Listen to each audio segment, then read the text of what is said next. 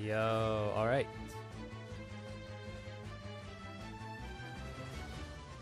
Double checking all my stuff is still working and good. Seems about right. Maybe boost my own voice a bit. I don't know where the music is at relative.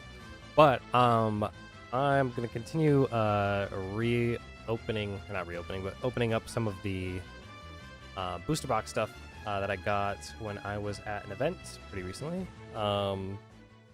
Over the weekend, I got a chance to do some of the pre-release stuff for the Magic the Gathering Final Fantasy set. It included a bunch of like sealed event tournament dealio. But I also have the whole booster box that I've been going through, and I've been saving this for stream, which means I have not opened it in a very long time since when I actually bought it, and I'm just going to try and rip through these as best I can. So I'm going to turn down my own music so I can hear myself. Maybe boost it back on the stream. I don't know where the volumes are going to be, but I'm going to kind of quickly, not quickly, but a little faster than the last time, go through some of these. I did want to show one thing, though, before we all get started. This was the pre-release box. Very cool if you haven't seen it. It opens up. It has the Garland fight from Final Fantasy 1. Very cool setup packaging. Inside of this little guy, on top of a bunch of tokens that you can pop out, was the deck box, which is, nothing too crazy or special, but it does look pretty cool. It does have the whole little Final Fantasy 1 fight on it. And inside of that, you can store your deck, whatever. There's little tokens and stuff like that you can use to track things. And it came with a spin down dice. Oop, I totally hit my light. That was my way over. Little spin down dice, which is like a D20, but all the numbers are like 18, 17, 16, 50. Like they're all next to each other so that you can spin it down as you're like counting health and stuff like that. It's got the FF for 20 and the magic symbol for the 1. Maybe. We'll just pretend it focused. Pretty cool. Little guys. These are some of the other little tokens and whatnot. From that event, I did get myself a stamped card, Fire Crystal. Ooh, special. Wasn't probably the best of pulls, but it is not a horrible card from what I've been hearing. A lot of people think it might be decent in particular setups. Being a legendary artifact, it does allow you to cast a bunch of red spells, which do include like creatures or anything, as that I've learned. So yeah, I mean, if you're going like a hard red build, this is not entirely that bad. You can also copy a target creature you control, so there's maybe some mayhem you can do with copying a character for a turn. But that is currently sealed as my special set.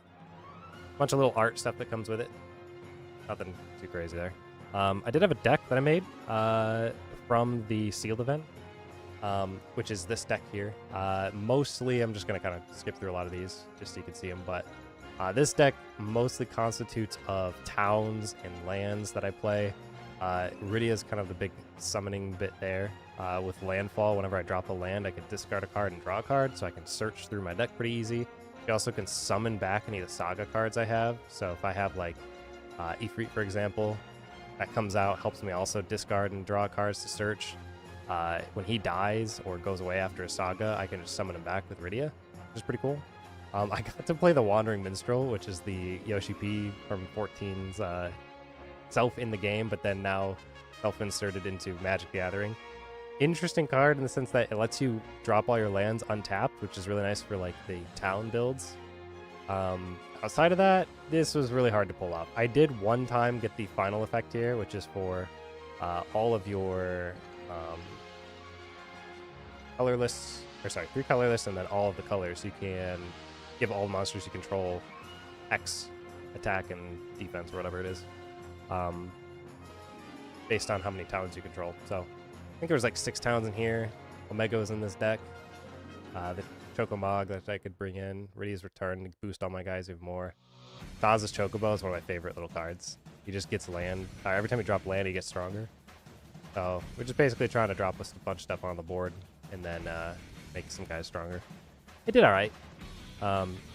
You really have to get some of the draw engines and hopefully have no one be able to kill him, because it doesn't have a lot of removal or anything like that.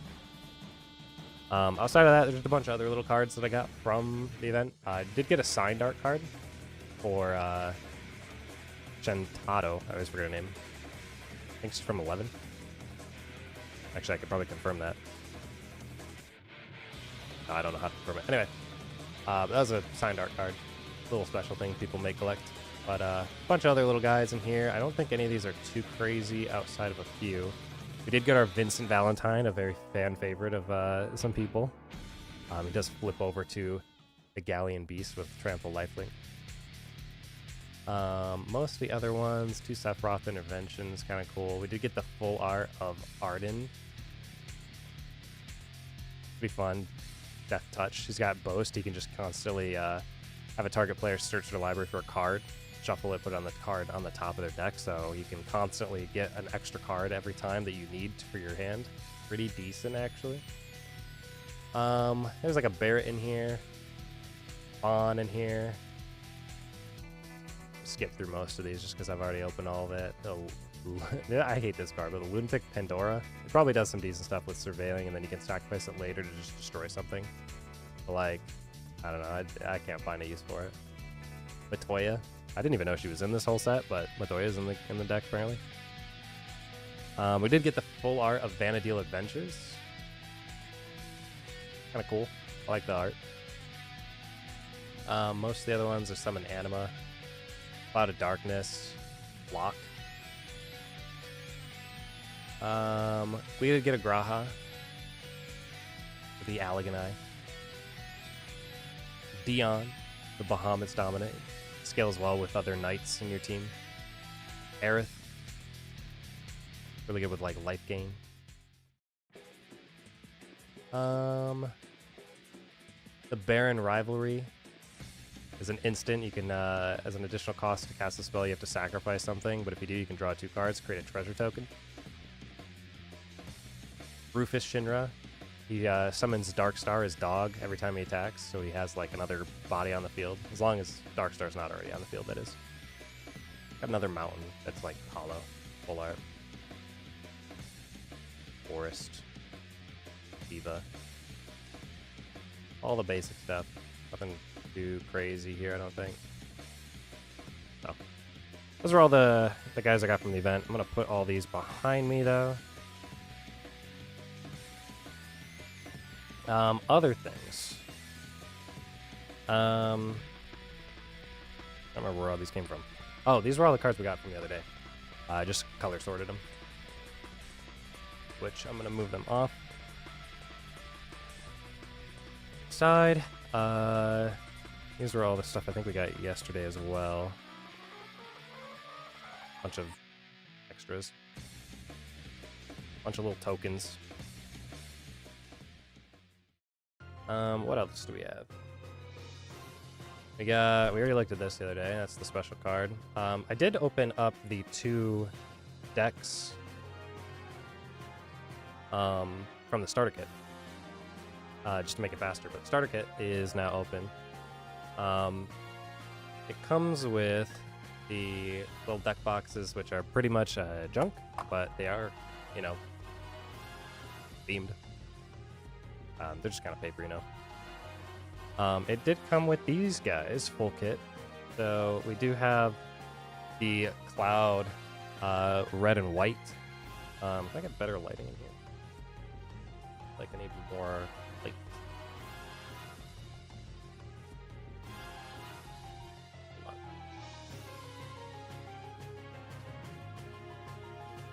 Let me try and flip this around and get better light.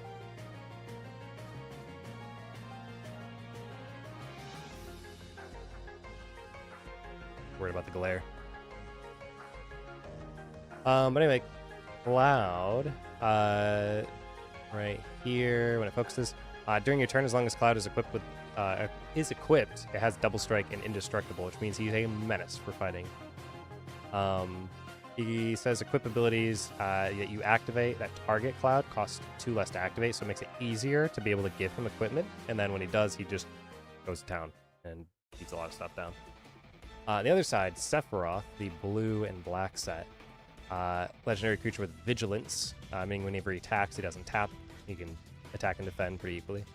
Whenever he enters, creatures your opponent control get -2/-2 until the end of turn, which can destroy a lot of things just off rip. But then it says whenever a creature an opponent controls dies, you put a 1/1 counter on Sephiroth. So if you can get your opponent to play a bunch of like tokens or smaller enemies, you throw Sephiroth in, it could destroy anything with 2, whatever it's called, vigor, power, whatever, the defense. If they have 2 or less, they're just dead, and it just starts buffing Sephiroth immediately. Pretty cool. There's a bunch of other stuff within the decks. I'm probably not going to go through them because they're all standard stuff. I mean, you can look up the whole deck list, but you know, you can get like a Beatrix, Graha's in there, Freya's in there, Barrett's, Lightning, the Ultima weapon, and then a bunch of lands on the Cloud deck. And then on the Sephiroth side, looks like he is running a lot of spells, We have Zondi in here, a Dark Mage. See if it'll actually focus a little bit. Come on. I don't know why it doesn't want to focus. There we go. There's Zondi. And then I think that might be it. I don't know if he has as many legendaries. Maybe I passed him. But anyway, their deck lists are open. There's nothing special there. It's instead time to rip packs. These are the big hits from last time. I did end up pulling up on the side screen the tracker for price, so you can see the prices. These are highly overinflated, so don't even really worry about them. They're probably not going to be accurate for what you can actually get for them. But I mean, I think the best card that we got the other day was the Kefka. Seemed to be worth quite a bit more. So I will probably leave these somewhere on the side just to have them, I don't know, in vision of the camera. Make it a little more appealing in the background.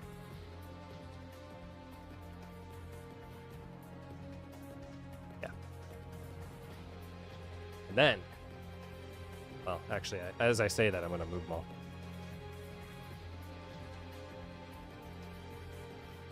The real big guy. Our booster box.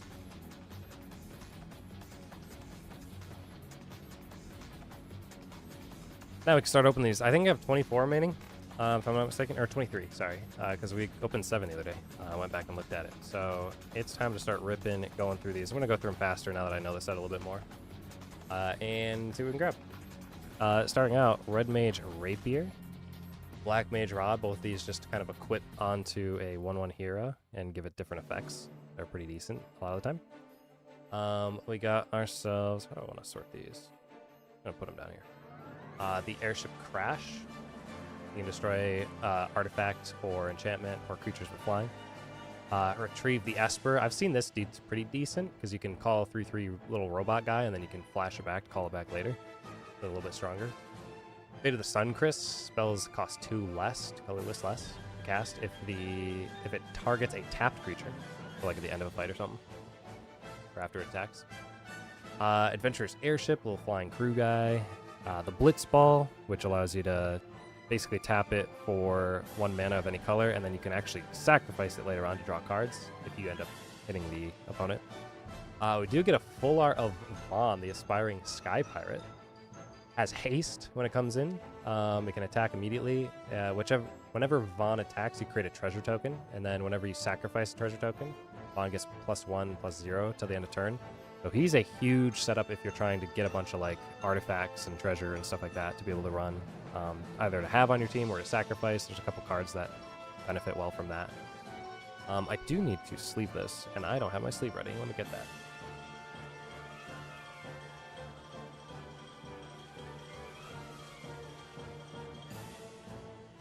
Totally was prepared. Sleeves are out now. That guy in here.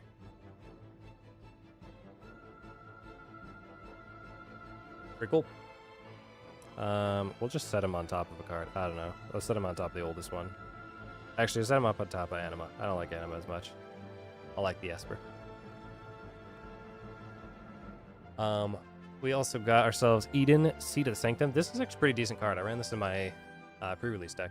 Does pretty well because it adds colorless, right? Like immediately, and then you can choose to mill 2 cards, and you blow this thing up, and you can add a card from your graveyard into your hand. So you can kind of mill things and add them in. We do get ourselves another Lock Cole. Being a legendary, I'm going to sleeve him. just so that I have him preserved. Lot cool. Lifelink and Death Touch is always pretty good as a defender. It's good as an attacker. Whenever he deals damage to a player, you get to draw a card, then discard a card. Never a bad bet. Did yourselves a Barret as well. Barret has Reach. Whenever he attacks, he deals damage equal to the number of equipped creatures you control to the defending player. Can be decent, especially in a cloud deck or something that you're doing with a lot of equipment. Blow up things pretty well. Put pressure on. Ninja Blades creates another ninja. There's a lot of ninja stuff that I've seen as well for synergy, like the Yuki that we had. Give yourself a little ninja guy. Whenever this creature deals damage to a player, you can draw a card, discard a card. Seems to be pretty decent. Give yourselves a Circle of Power Hollow. Draw 2 cards, lose 2 life, but then you can create some Black Mages, and those Black Mages, as you cast spells, will constantly damage your opponent. Pretty good. Got ourselves a Swamp. And we got a signed art of... I don't even know where this is. Robin Ostry, I was going to say. This looks kind of familiar. Signed little Robin Ostry art. You see the signature there. Pretty cool. I didn't know they did... I thought it was only characters, but I guess they're doing locations as well, some of the towns. I don't know if it's worth leaving, but I'm going to do it anyway, because it is the signed one. That's kind of cool. And I'll put these guys off to the side here. We'll go through another one. Keep getting these art cards. That said, not too bad. At least they're signed. We got the Aramon, which is a basic flying Death Touch guy. We got a Balam T-Rexar. Little trample guy. Comes in, enters with 3 life. Does also Force Cycle. The Dragoon's Wyvern, pretty decent. Creates a 1/1 hero when you send it in. It's a flying creature. This is the other plane cycling, the Moogle with flying. Suplex, one of my favorite little guys. You get to Suplex, deals 3 damage to a target creature, and then if he dies, you exile it, or you can exile an artifact. Suplex being the reference to 6 when you have the monk suplex the Phantom Train. Namazu Trader coming in. When he enters, you lose a life. You create a treasure token. And then whenever you attack, you can sacrifice another creature or artifact. If you do, you can surveil 2. Kinda could be good if you're doing treasure stuff, artifact building. Another airship we've seen before. An elixir coming in tapped, but then you can exile the artifact to shuffle all non-land cards from your graveyard into your library. Maybe there's use for that, but unless you're doing something funny, I don't really know how you would use it. Random Encounter can shuffle your deck, mill 4 cards, and every creature you mill that way you can throw onto the battlefield and they gain haste.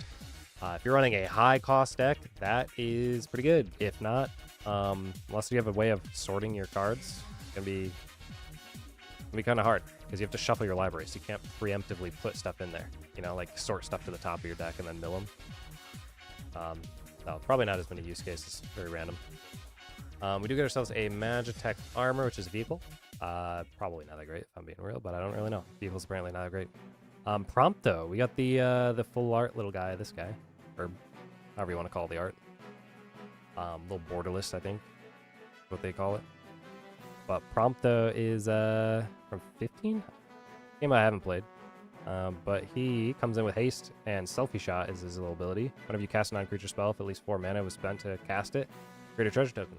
Goes well in the 4 cost like red build. Very cool card. I'll do like that art. Matches the Xenos that we had down there. We'll put it over top of our, like on the side there. Edgar, King of Figaro, from 6. When he enters, you can draw a card for each artifact you control. So you got a lot of treasures, then boom, you're gonna draw a lot of cards. He also has 2-headed coin, which is a funny effect, and it works well with the Gold Saucer. Gold Saucer makes you flip a coin, and if it lands up, or if you call which side it lands, you can get yourself more treasure. And he can make it so the first time you flip a coin, each turn, it always comes up heads. So you can guarantee that you always get the correct call there. And create a treasure every turn. We do get a Hollow Balam T-Rexar. And along with it, a Hollow Island in the back. A little shiny. We will put that in there. And we'll sleeve this guy. And oh, the art previewing. Looking like either Kefka or Anima. Oh, it's Bahamut. I think. Summon Bahamut. That's a pretty cool little art. Nothing special there with the no signature or anything, but pretty cool card.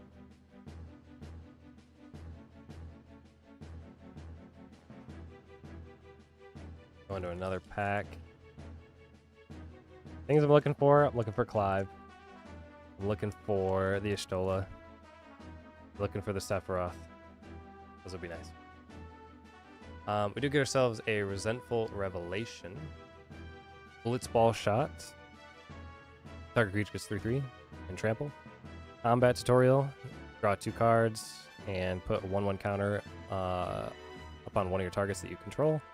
Paladin Arms, you can make yourself a knight. Get some bonuses. The Sabu Tender with Landfall. I do love me a landfall deck. Anytime you drop a land, something happens, and this one deals in a damage to an opponent. Undercity Dire Rat is just another one of those rat creatures that you can throw out for real cheap on the black deck. When this creature dies, you create a treasure token. Adventure's Inn, which is a town. Whenever land enters, you gain 2 life. Pretty good if you get it early on. Apps for colorless. We do get their Imperial City of... I'm not going to say this right. Arcades. It is a creature wall. The Imperial City apparently is not a land or a town. It is a monster of sorts. It's a defender at 0/4. When this creature enters, you draw a card. Interesting little concept. We'll put it over here. Fire Magic. This is one of your tiered abilities. You can just blow up for more damage the more you want to spend on it. We do get Snow as well. Snow Villiers. I don't know how to say his last name. Not really sure how he would be used, but his power is equal to the number of creatures you control, so you really just want to throw him in a deck that has a lot of stuff. So as long as they don't board wipe you, you can create a bunch of tokens maybe, and then pretty hard with him. Rydia is one of my favorite characters that I have had to use so far, so I'm never going to be disappointed to see a couple of her. I've already explained her a little bit earlier. Similar in color, Belfair and Fran. They have Reach, and vehicles you control have a little extra 1/1. They have Vigilance and Reach, which makes vehicles pretty strong, but vehicles otherwise, I'm not convinced they're that great. But yeah, they're in the red-green, and they're really cheap to spend, so if you are running anything vehicle, it could be quite good, I suppose. We got Pew Pew. Whenever you put a land card... Sorry, when you tap him, he's flying 0/4. Whenever you tap him, you can put a land from your hand onto the battlefield to accelerate their land. Whether that's going to be useful or not, probably good in the opening. Outside of that, probably not that great. The sort of pseudo-benefit is, until the end of turn, this creature's base power becomes equal to the number of towns you control if you spend 3 on him. So you can make him really strong if you're going full town build. Maybe hope for him yet. We do have Charlene, speaking of towns, Nation of Scholars. And we got ourselves a little bird wizard token, which is just, you know, a token that you could spend.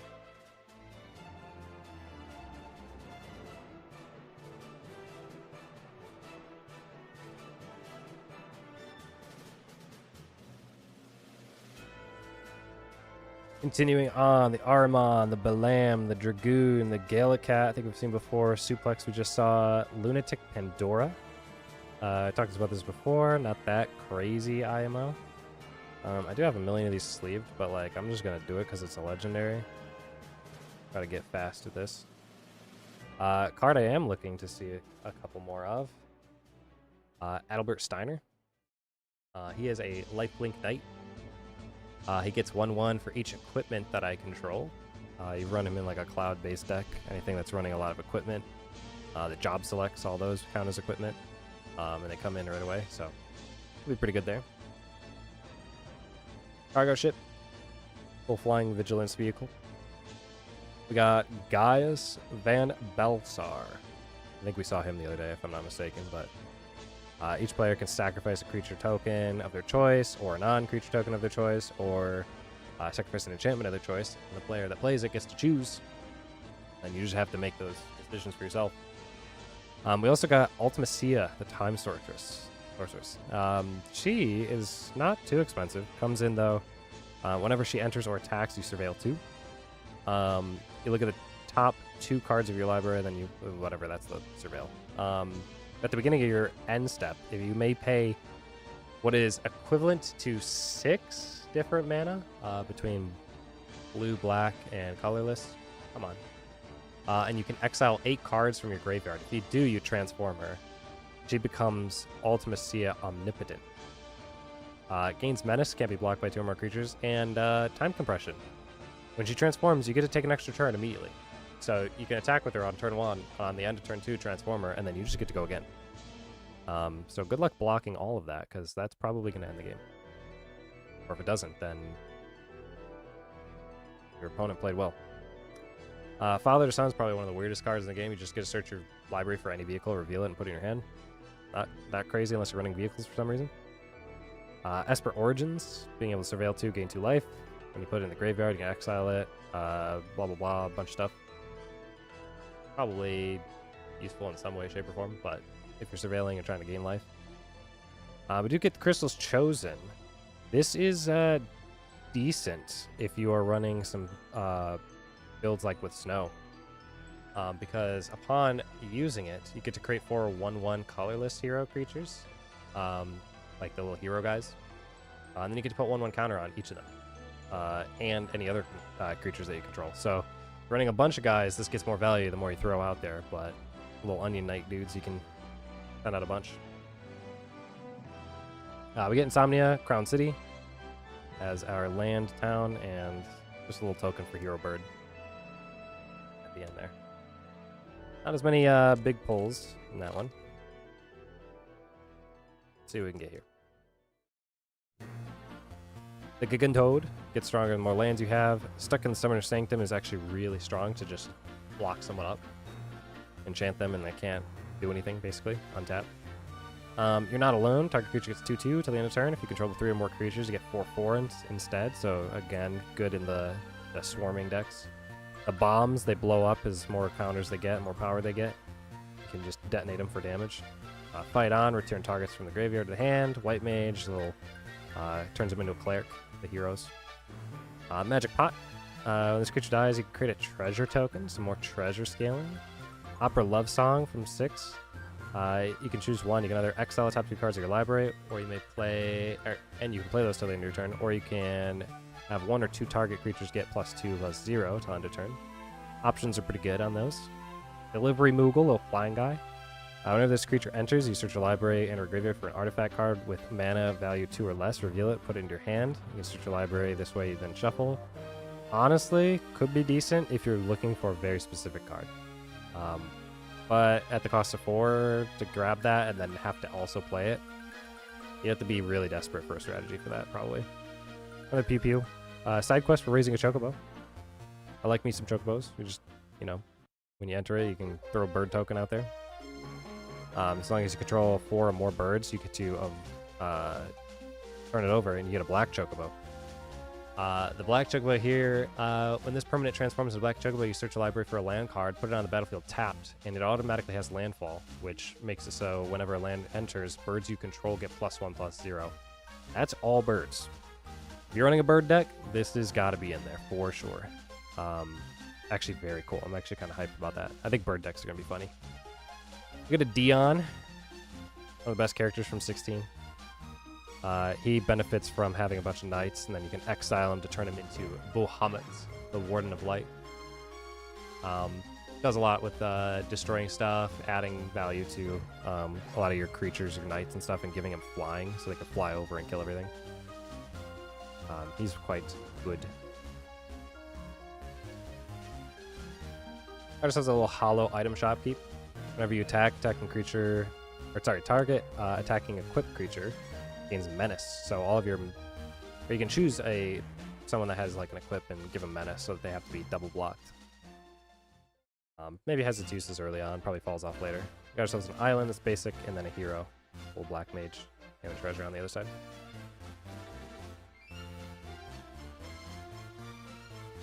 Keeping it going. With the Cute Rub Forayer, little zombie horror guy. When he enters, you can choose to either destroy a target creature that was dealt damage this turn, or exile 2 target creatures from a single graveyard. May have its uses. Being able to destroy something immediately if you're having like little guys go in and attack a defender, and then you can blow it up by playing him afterwards. Could have its uses. We have Commune with Beavers. I actually haven't read this, but this is from Final Fantasy 2. The character Guy, he can talk to beavers. That's just a thing. Look at the top 3 cards of your library. You can reveal an artifact, creature, land card from among them and put it in your hand. The rest on the bottom of your library in any order. That's probably not too crazy. You just have to reveal an artifact or creature or land. Yeah. Ice Flan. He's just a Flan guy. He has Island Cycling. We got the Summon Chocomog. I do like me the Summon. I used this in my other deck, and it actually came in clutch once because I used Rydia to resummon it without having to use the white mana cost. Probably not that crazy, though. Like, it's a 3 cost. It's a 3/3, but it gives everyone else 1 extra power. So, is it useful? Sure. Is it meta? Probably not. We do have the item shop keep again. We got the Grand Pulse Oko, Death Touch 1/1. Never bad to have a 1/1 Death Touch. You can spend 8 colorless till the end of turn. This creature gets +1/1 for each permanent card in your graveyard. If you're dumping stuff in your graveyard, this is probably quite a strong character, especially being a Death Touch that early. The Sahagin. We got another Snow, which I already have a bunch, but I'm going to continually sleeve these until I run out. Reach the Horizon from the end of the remake from 7. Search your library for up to 2 cards, basic lands or towns with different names. Put them onto the battlefield tapped, then shuffle. I have not read this until now. That is crazy in a landfall deck, because you just get yourself whatever towns you need. Town deck might actually go kind of crazy. I didn't know they had that support. That's pretty good. Actually like that a lot. Spell can't be countered for eject. You just put someone's card back in their hand. Kind of funny. An instant, so you can do it whenever. Side quest for play Blitzball. I think I've seen this card before, but it basically comes out and beginning of combat on your turn, target creatures you control, or target creature that you control gets +2/+0 till the end of turn. You do some damage, and eventually can turn into this double overdrive, which gives you double strike on top of all that. We did get Minwu. This is from Final Fantasy 2 as well. The White Mage, Vigilance and Lifelink. Whenever you gain life, you can put a counter on all the clerics you control. This is the card you want to run if you're running a bunch of clerics in your deck. The White Mages count as that. I don't think Aerith does, but maybe she does. I thought she would. You got the Blitzball Shot. Target creatures get +3/+3 and gains trample till the end of turn, which makes you stronger. It is hollow. Looks like that one guy from Valorant that I'm not going to remember his name. But if you know, you know. Trino the Dark City is our town. And, ooh, baby, if this was signed, the Sephiroth art. That's clean looking. I'll just put more in.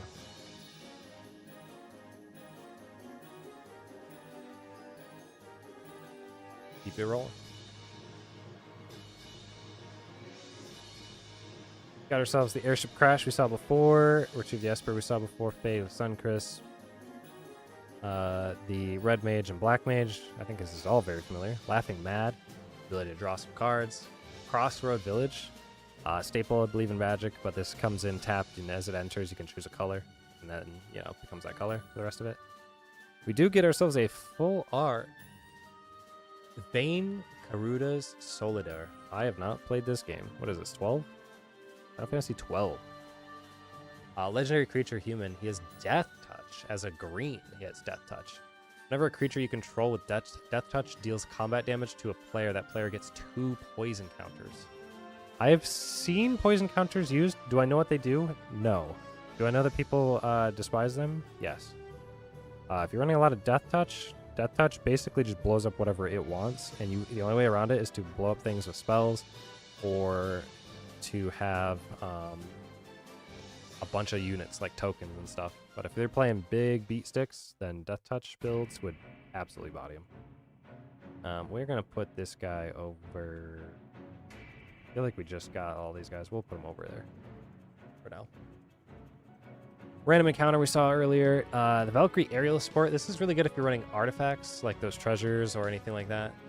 He has an affinity for artifacts, which means he becomes one colorless less to summon every time or for all the artifacts you control. Comes in, he's flying, and when he enters, he comes in giving you Surveil 2, but he's a 5/4, and you can make him cost as little as 2 to get a bunch of artifacts going. So, probably has some pretty decent uses in artifact builds. Speaking of artifacts, we have an equipment for Lionheart, deals 2 damage when it enters, and then you can equip guys for 2/1. Probably not as great, if I be honest, but, I mean, the 2 damage on entry is pretty nice, if you want to just try and snipe something. The Vaughn Street Thief. I think we've got this guy before. Actually, no, we had the Vaughn Aspiring Sky Pirate. This is the Street Thief one. I do have this card somewhere. But he has the whole affinity for Scouts, Pirates, and Rogues. Whenever they deal damage to a player, you can exile a top card of their library and cast it, so you can like steal cards from them, basically. Pretty cool. Ooh, we do get the Reach the Horizon Hollow. This is a card that I would have liked to have Hollow, because I think if I ever build anything with lands, like the Town Beck or whatever, I'd love this card, and now we have it. Insomnia of the Crown City, and then our token for Copy and Hero.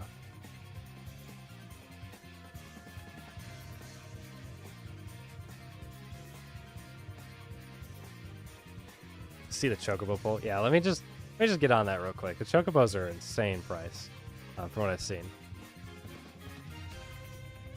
Get the gold.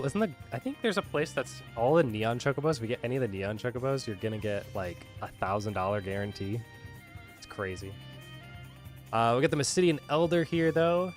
When it enters, it creates a black wizard, or the black mage wizard token, which is does it just create that? It just creates that. Oh, but it's also a unit of its own. It's also a creature. I thought it was a spell. We do have the Heck Dies. Creature enters, the opponent has to discard a card. It's really good at the beginning of the game, maybe at the end of the game as well when someone's holding on to some big stuff. It could be annoying. Summon Fat Chocobo. This is a card that I was hoping I'd get at the pre-release that was at over the weekend. But this thing comes in, it gives you a green bird creature token, so it gives you a Chocobo, and then for 2, 3, and 4 turns of the saga, all the creatures you control gain trample. So if you have a lot of units, they just start attacking over the board. And it can be quite powerful if you've built up a set for it. You can also use Rydia to like resummon it back from the graveyard if you needed to be able to build it like later in the game as well. But otherwise it's just a 4/4, so it'll be pretty useful. We get the Sage Nullis, so another one of the jobs. Weapons Vendors, really good for being able to re-equip cards and such. Like equipment to your guys. Haste Magic gives you a 3/1, gives you haste, and you can exile the top card of your library and play it whenever you need to, until the end of the step. And then we got the Loporrit Scout. This, I can't figure out how this is used, but whenever another creature you control enters, it gets +1/+1 till the end of the turn. For 3 cost, that feels like a lot, but who knows? Memories of Nibelheim. This is the Tifa dreaming in her hometown. Destroy target non-land permanent. Its controller creates a 1/1 white human creature token. I don't know how much that's worth, because it's a staple, right? So for the series.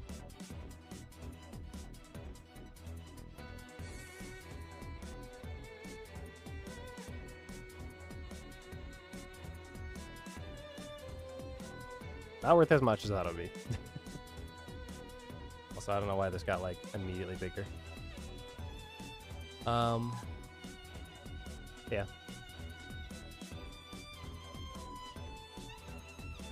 Not that crazy. Just leave it like that.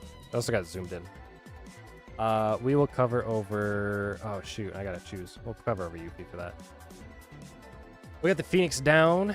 Little exile this artifact. You can choose one. Return target creature with mana 4 or less from your graveyard to the battlefield tapped. Or you can exile specific types of evil cards. Realm Sketching. Create a creature token that's a copy of a target artifact, creature, or land, which could be actually pretty decent. Reno and Rude.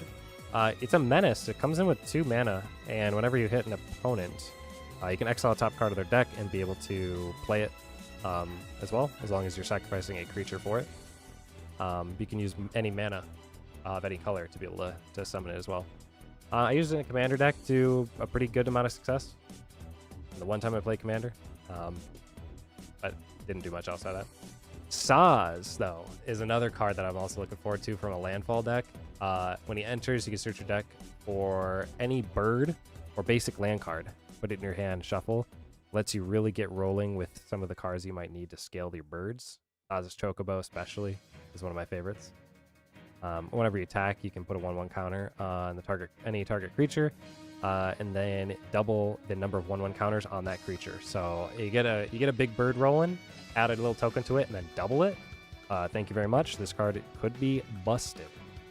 You do have to attack with him. He doesn't naturally get his own bonuses if he's in a bird deck. But if you have ways to protect him, it'll be pretty good. Big hollow right here with the Kirub Foyer. This is really shiny. Whole thing shiny. We looked at this guy before though. Little zombie dude. Very cool art. We get ourselves a Plains, the 7th Heaven Plains, and we have Ishtola as our little art from 14.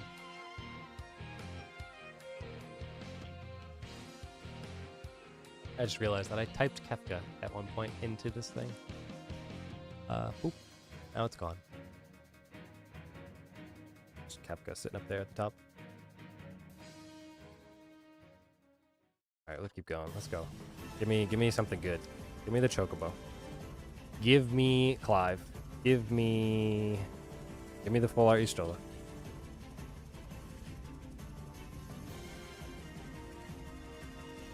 Give me the Kefka. The good one. The gold one. Chocobo Kick. Kicker lets you return a land you control to your hand, so you can maybe respend it that turn if you'd like, if you haven't dropped land that turn. Target creature you control deals damage equal to its power to a target creature your opponent controls. If you kicked it, then it deals twice that much damage. Good Chocobo deck card, for sure. Especially if you're running anything with landfall. Probably decent. Dreams of Laguna. Lets you surveil and draw cards. You can flash it back. Magitech Infantry. The more you have these you have, the more you can put on the field. Warrior Sword. Turn someone into a warrior. Ordered by Black Mages. You can have the opponent sacrifice anything that they own as a creature, and then you can create a bunch of Black Mages for it. Iron Giant. Just a Vigilance, Reach, Trample 6/6 for 7. Very strong card, but like that's what it does. Just a beat stick. Vincent's Limit Break. Until the end of the turn, target creatures you control gain when its creature dies. It returns to the battlefield tapped under its owner's control. And you give it different base stats. So these like basically override everything that you've got going on. And it makes you really strong but really weak for dying. So when you die, you just come back. Pretty decent in some setups. I've seen it be used quite well to make your guy really strong. We did get a full art Benedicta, which is a very cool card that I was looking for, from 16. This is a flying creature bird monk, which is just funny to read, because that literally is her. Flying, whenever an opponent casts a spell, you put a 1/1 counter on Benedicta, and it is considered a partner, which I believe means that you can run it in a commander deck as a pair with something. I'd have to look that up, but that is a sick card. The Garuda in the back. If you haven't played 16, I would highly recommend it. Unfortunately, I have to start covering cards we got from day one. I'm going to cover Xenos in the back. Not even really centered. There we go. We did get ourselves Titus, the Blitzball. This Blitzball Star. Whenever an artifact you control enters, you put a 1/1 on Titus. Whenever he attacks, you can tap target creature an opponent controls. So you can just start hitting past guys pretty easy, and he scales up really strong if you start getting a bunch of artifacts. Quite good. The Phantom Train, the thing that gets suplexed, but lets you sacrifice guys and counters on the train, make it stronger. The Ring of Lucy. Tap it for, it's 4 to cost, but it taps for double colorless. You can tap, or you can spend 2 and tap it for paying 1 life. Tap a target non-land permanent. You can just start tapping things on the field to shut it down.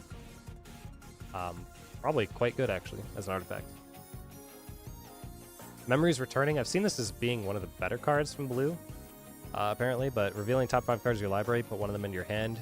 Then you can choose an opponent. They put 1 on the bottom of your library, and you put the you put the 1 in your hand, and then put 1 on the bottom of your library, and then you put the other in your hand. So it's like 1, 2, 3, 4, 5, back and forth, over and over again. But it helps get you cards, which is nice.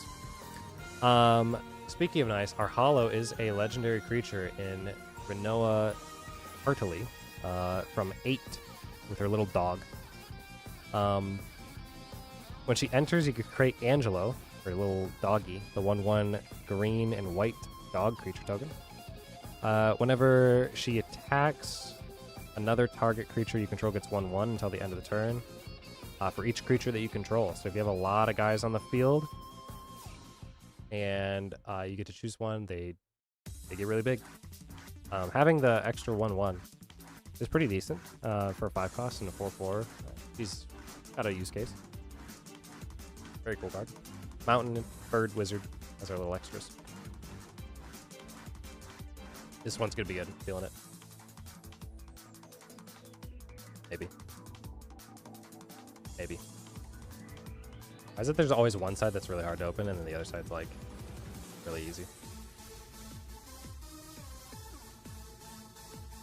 Alright, we got ourselves a Gazelle Greens. Again for the landfall set.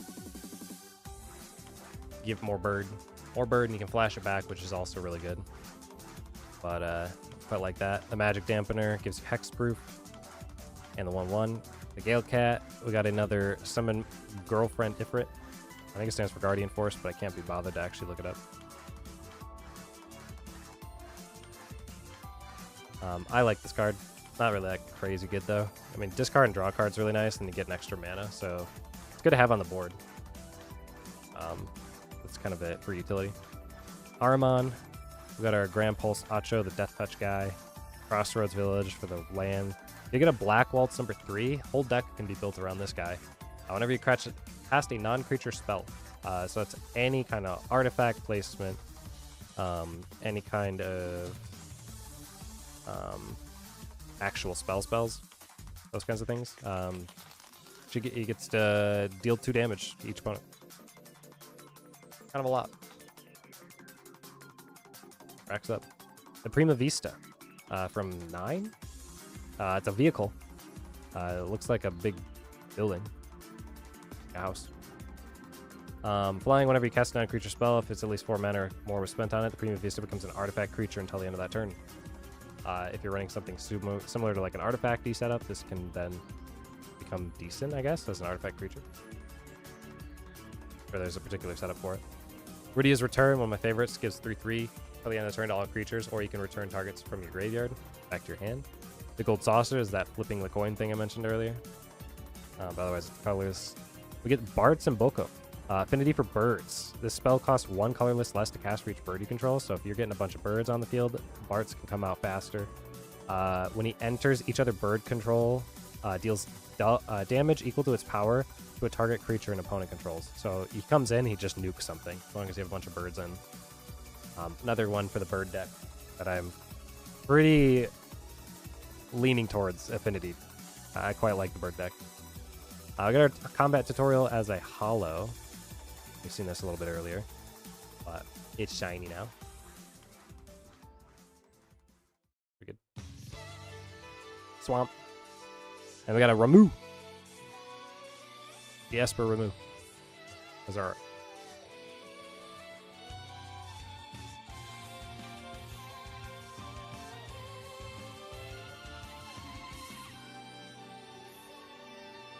continuing down the list, Namazu Trader. Prish's Wanderings lets you search for some basic lands or towns. Gakern Merchant. drawing a card, a discarding card, or you can sacrifice this creature to draw 3. Cost less for each town you control. Slash of Light deals damage to the number of creatures that you have, plus the equipment that you have. Red Mage Rapier we've seen before, Adventure Airship, Laughing Mad we've all seen. Summon Anima we saw the other day. You just constantly lose life, and then eventually, and you can draw, and then eventually your opponent has to sacrifice something, and they lose some life. Grahatia coming in as well, which I mentioned I got before, but I don't know if I got it on this stream. With Reach and Elegant Eye, whenever one or more other creatures and or artifacts you control die, you draw a card. Can trigger once each turn. So it helps you keep your sustainability, especially if you're running like a deck that has a lot of guys on the field. You're almost guaranteeing that they're dying, blocking, attacking, sacrificing, right? And you're just constantly redrawing cards. Could be quite good for some scaling. We got the Omega. I had this in my deck. I don't know if I mentioned it. Oh, we got the full art before.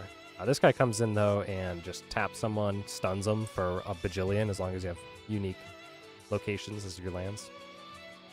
We got Fang. I have not seen Fang, but I know that there's another card that refers to it. With Fang the Fearless, it says, whenever one or more cards leave your graveyard, you draw a card and lose 1 life. Ability triggers once each turn. Yeah, melds with Vanille. So, between Vanille and Fang, they kind of combo with some stuff, I believe. I think Vanille actually mills for you, so maybe you can do something along with like adding stuff to your graveyard and then playing Fang and then having something bring him back. We also got ourselves Excalibur 2, the legendary equipment, as a borderless guy. A little full right here. Whenever you gain life, you put a charge counter on Excalibur 2. An equipped creature gets 1/1 for each counter charge on Excalibur 2, so it just gets stronger and stronger and stronger every time you gain life. You can proc multiple gain lives a turn. Could be quite good. This is a kind of a full art. I'll put it over top our Kefka. We'll kind of keep going. Got the Sage Newlith. This is a hollowed card. Pretty good looking. Shiny. Got the Baron Airship Kingdom as our blue-red tap, and then we got a Hero Knight token.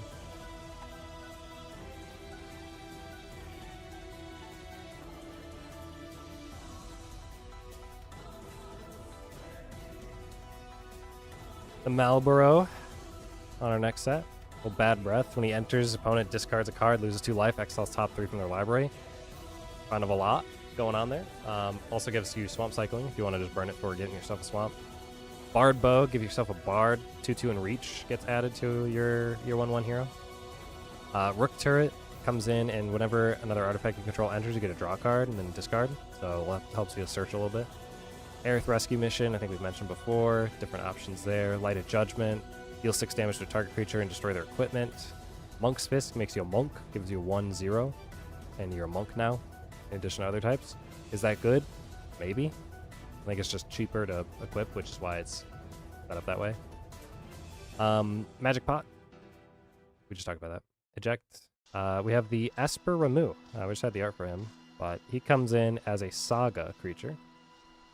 And this creature deals damage equal to the number of non-creature, non-land cards in your graveyard and target creature, or to a target creature an opponent controls. So if you got a bunch of like artifacts or non-land, non-creature, I think almost there's probably other instances, but those are the ones I can think of at the moment that you might have in your graveyard. And then wizards you control gain +1/+0 to the end of turn.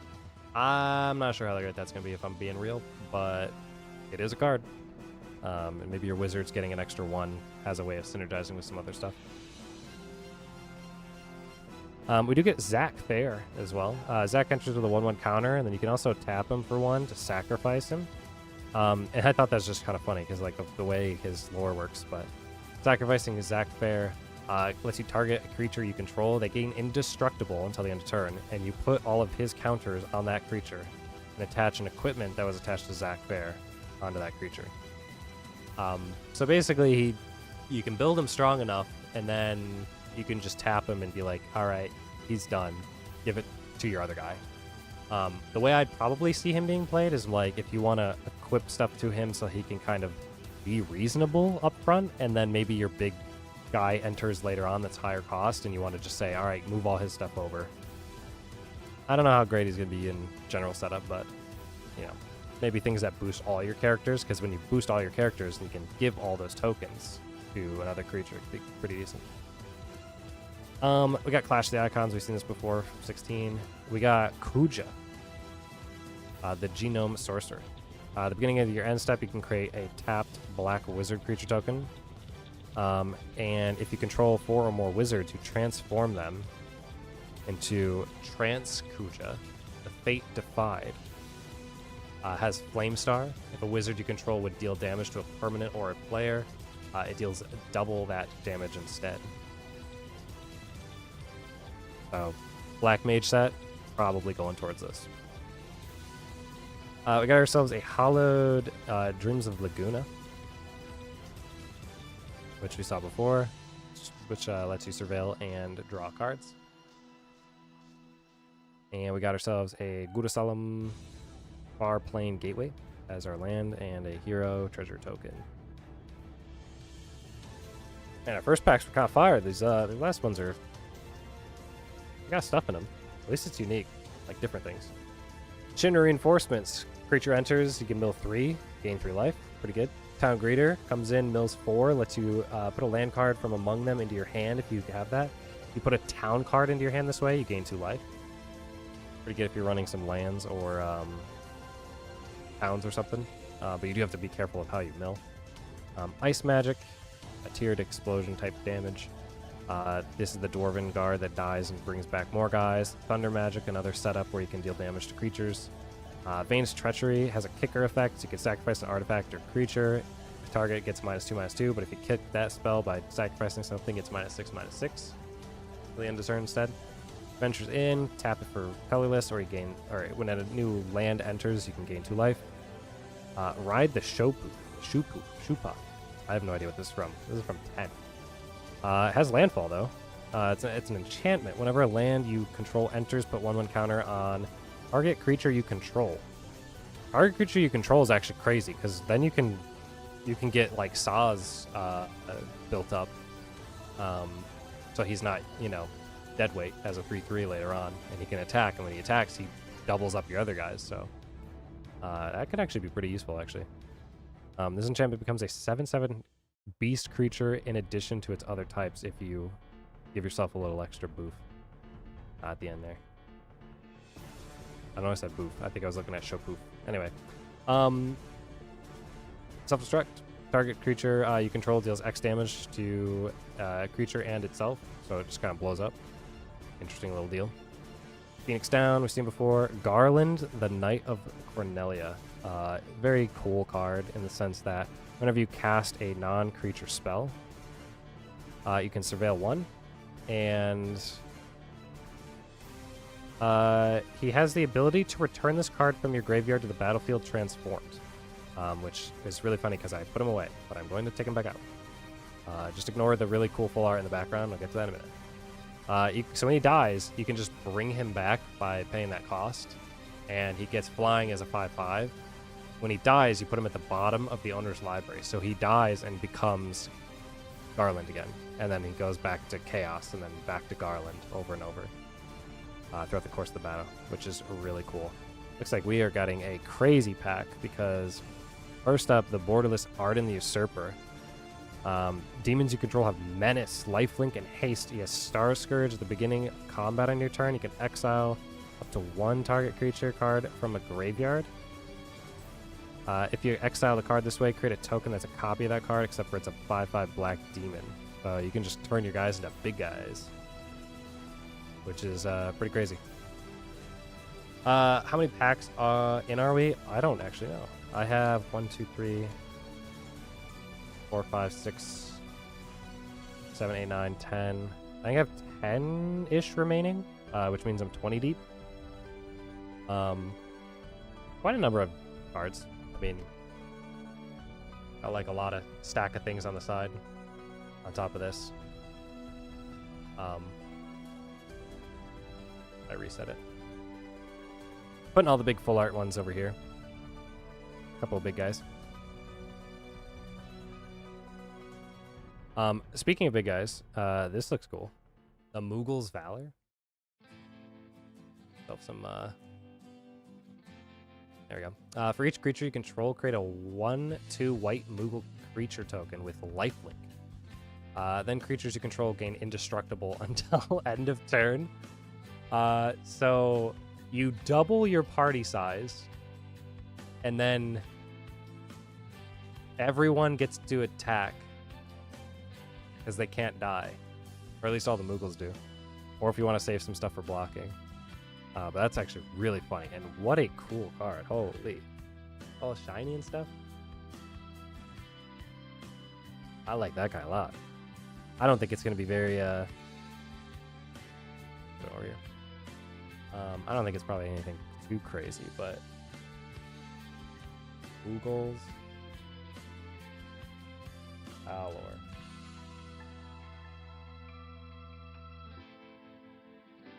My alt art.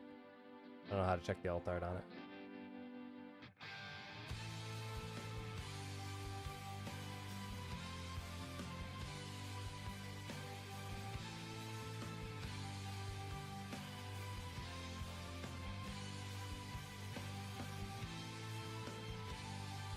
But anyway, that's what the base card looks like. There's a... I don't know how to check to see what the other versions of it. Toggle all printings. Oh, this is probably the other one. Oh, it's priced at like probably $3-ish. Oh, nothing too crazy there. We did get ourselves a Hollow Insomnia Crown City. And then the last guy is a little creature token for hero and copy.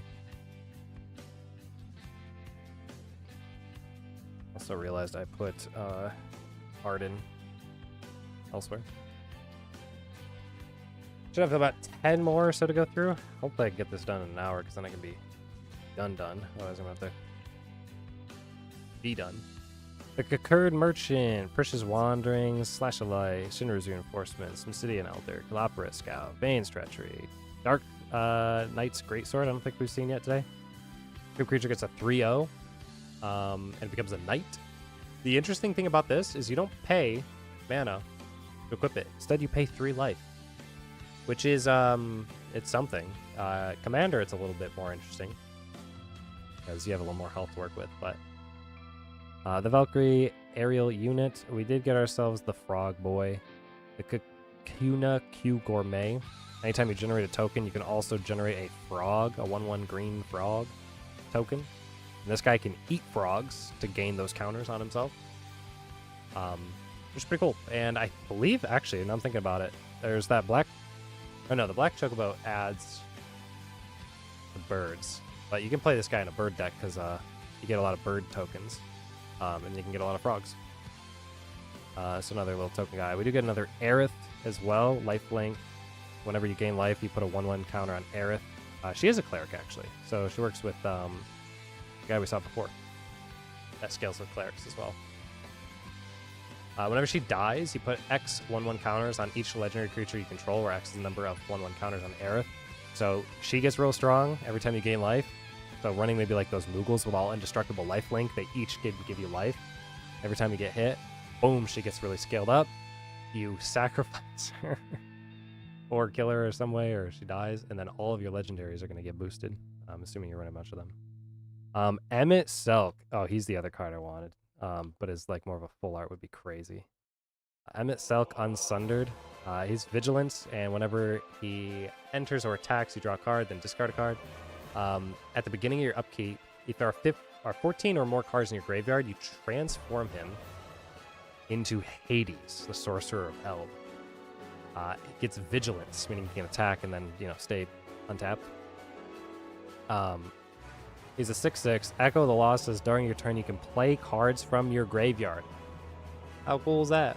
You just pull all the cards out of your graveyard. If a card or token would be put into the graveyard from anywhere, you exile it. So you do lock yourself out to where things that die are dead. They go into exile, so you're not going to get them back. But that's a cool card, for sure. Poison the Waters. This is a little hollow guy here.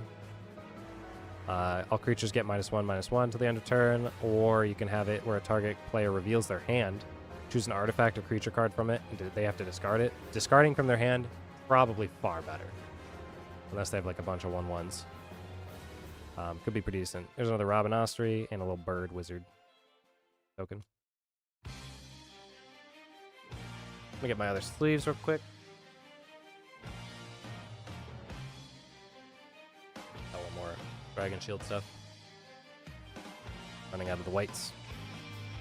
I think there's like 9 packs or so left. What's dead may never die. They get exiled. I am happy that I will say, at least I haven't seen anything yet about how all the Magic cards work. But in Magic, if they're exiled, they're gone, right? Like, that's my understanding. In Yu-Gi-Oh, you can friggin' put stuff like in the graveyard, put them out of play, and then you can just like add them back in. I don't get how that works. In Pokemon, they have the, what's it called? It's like the Phantom Zone or something like that. Lost Zone. The Lost Zone. And that one, they go away and they're gone forever. But it's a specific set of deck that does that. So it's like, if you exile something, it should be gone for good. And I think Yu-Gi-Oh! There's like ways to bring them back. It's crazy. Get a Black Mage Rod, Airship Crash, Retrieve Esper, Fate of the Suncrist, Mysidian Elder. We've seen all these. Crossroads Village. We do get a Battle at the Big Bridge with my boy Gilgamesh. Oh, that's cool. I didn't know this was a card.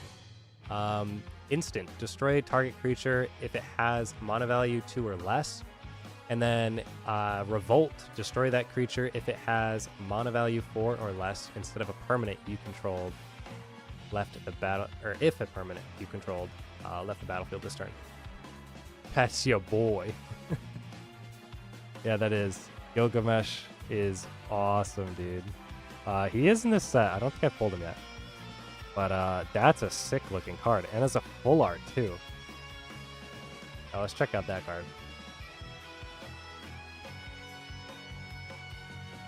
Battle at...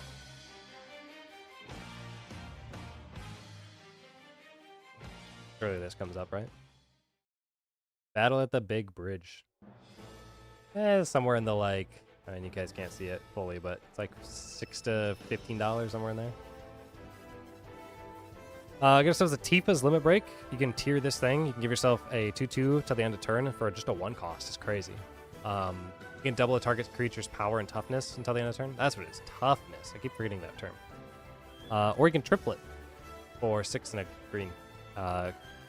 Quite a different amount of scaling. Probably more useful for the lower end, I'd imagine. But later on in the game, it could be useful. Tomberry's so funny, dude. Tomberry comes out with 1. He enters tapped with a stun counter on it. So he comes in and you can't use it. Next turn, he unstuns himself. And then the next turn, he becomes useful. Whenever it's your turn and he attacks, he has First Strike and Death Touch, meaning no one can hit him without dying because he has First Strike. So that's really funny. But this thing just kills anything it wants to attack. And you can't do anything about it. We did get ourselves Zidane, the Tantalus Thief. When he re-enters, you gain control of a target creature an opponent controls until the end of turn. So if they have a really cool beat stick or anything like you can't get over, you just grab it, you untap it, and then it gains lifelink and haste, which is really funny. So you can just turn their creature and be like, actually, he's my creature. And then, you know, blow things up.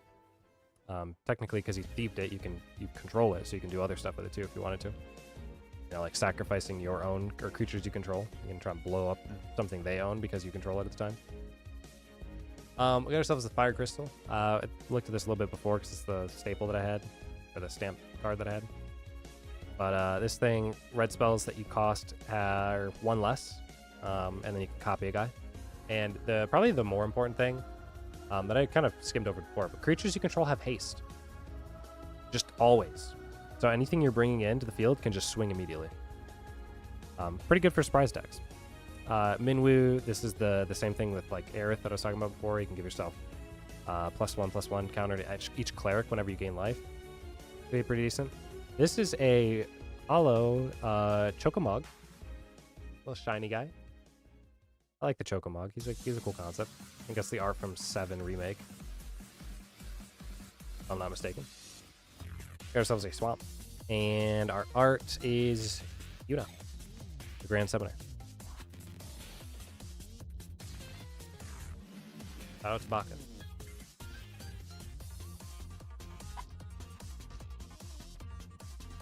We have 8 more. If I counted right, don't quote me. Kind of hard to count them when they're deep in the box.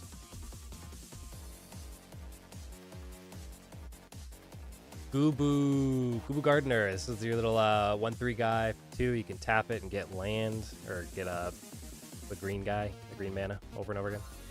Pretty good. Scorpion Sentinel. It's a 1/4 little blocker guy. Once you have 7 or more lands, it gets 3/0 added.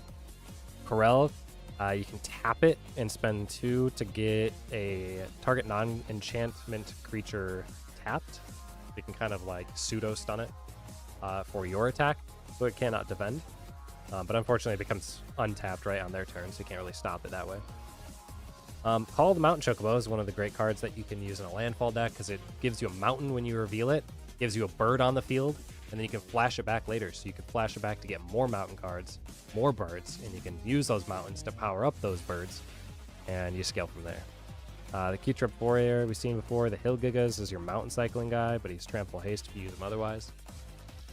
The World Map used quite a bit in a lot of decks, but sacrifice this artifact. You can tap it for 1. Search your library for a basic land card, reveal it, put it in your hand. Helps you sort out, multi-colored decks. You can also, if you hold on to it, maybe you don't need the land, you can right away sacrifice this artifact, search your library for any land card, especially if you're running anything like the town setup and you really need some certain towns to get going. That could be quite good. We did get our Shantoto, the Tactician Magician. This is from 11, right? We had the art card earlier signed. But this one says, whenever you cast a non-creature spell, Shantoto gets +X+0 until the end of turn, where X is the amount of mana spent to cast that spell. If X is 4 or more, you get to draw a card. Pretty good if you're doing some spell casting. Dragoon's Lance makes you a little Dragoon guy. We got Ultros paired with our Gilgamesh. Whenever you cast a non-creature spell, if that was 4 mana, was spent to cast it, you can tap target creature an opponent controls, put a stun counter on them. And then whenever you cast a non-creature spell, if at least 8 mana was spent, put 8 1/1 counters on Ultros. So yeah, really early, really not great. Later in the game, probably scales out quite a bit. Interesting little guy. We got Axe Death. I'm not going to show you that's behind it because it's actually probably a really, really good card. Axe Death, the Void Warlock. When he enters, you gain 3 life at the beginning of your end step. If there are 6 more permanent cards in your graveyard, you transform him. That's super easy to do. He becomes Neo X Death Dimensions End. Trample. He has X power. His power is equal to the number of permanent cards in your graveyard. If you mill everything out, this guy is a lot of damage. Fortunately, the part that sucks for him is that his what's it called? His health is, oh no, I forgot the term. Power and vitality. No, it's not vitality. Whatever. He's got 3 health. We're calling it that. 3 defense. We're using Magic terms or Yu-Gi-Oh terms. X-Death's pretty cool. He can be really threatening, especially with the trample. This though, Buster Sword, full R, I'm pretty sure is a crazy card. I'm gonna look this guy up.